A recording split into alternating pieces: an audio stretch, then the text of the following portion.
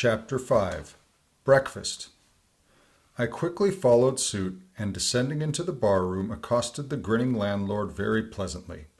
I cherished no malice towards him, though he had been skylarking with me not a little in the manner of my bedfellow. However, a good laugh is a mighty good thing, and rather too scarce a good thing, and more's the pity. So if any one man, in his own proper person, affords stuff for a good joke to anybody, let him not be backward, but let him cheerfully allow himself to spend and be spent in that way. And the man that has anything bountifully laughable about him, be sure there is more in that man than you perhaps think for.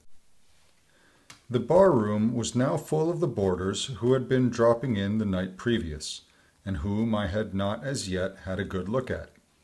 They were nearly all whalemen, chief mates and second mates and third mates, and sea carpenters and sea coopers and sea blacksmiths and harpooneers and ship keepers, a brown and brawny company, with bosky beards and unshorn shaggy set, all wearing monkey jackets for morning gowns. You could pretty plainly tell how long each one had been ashore. This young fellow's healthy cheek is like a sun-toasted pear in hue, and would seem to smell almost as musky. He cannot have been 3 days landed from his Indian voyage. That man next him looks a few shades lighter. You might say a touch of satin wood is in him. In the complexion of a third still lingers a tropic tan, but slightly bleached withal. He, doubtless, has tarred whole weeks ashore. But who could show a cheek like Queequeg, which, barred with various tints, seemed like the Andes' western slope, to show forth in one array, contrasting climates zone by zone. "Grub ho!"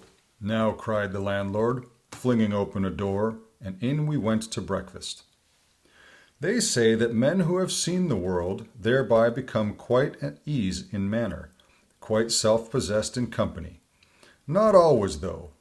Ledyard, the great New England traveler, and Mungo Park, the Scotch one, of all men, they possessed the least assurance in the parlor. But perhaps the mere crossing of Siberia in a sledge, drawn by dogs as Ledyard did, or the taking a long solitary walk on an empty stomach in the Negro heart of Africa, which was the sum of poor Mungo's performances, this kind of travel, I say, may not be the very best mode of attaining a high social polish. Still, for the most part, that sort of thing is to be had anywhere.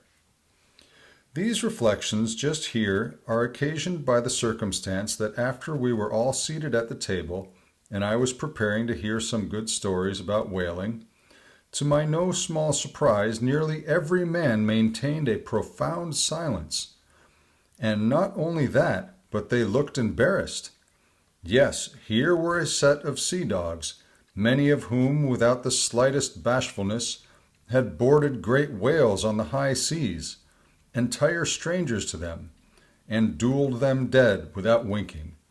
And yet here they sat at a social breakfast table, all of the same calling, all of kindred tastes, looking round as sheepishly at each other as though they had never been out of sight of some sheepfold among the Green Mountains.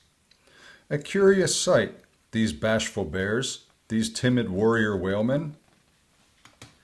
But as for Queequeg, why, Queequeg sat there among them, at the head of the table too, it so chanced, as cool as an icicle.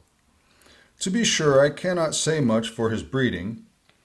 His greatest admirer could not have cordially justified his bringing his harpoon into breakfast with him, and using it there without ceremony, reaching over the table with it, to the imminent jeopardy of many heads, and grappling the beefsteaks before him. But that was certainly very coolly done by him, and everyone knows that in most people's estimation, to do anything coolly is to do it genteelly. We will not speak of all Queequeg's peculiarities here, how he eschewed coffee and hot rolls, and applied his undivided attention to beefsteaks done rare. Enough that when breakfast was over, he withdrew like the rest into the public room, lighted his tomahawk pipe, and was sitting there quietly digesting and smoking, with his inseparable hat on, when I sallied out for a stroll.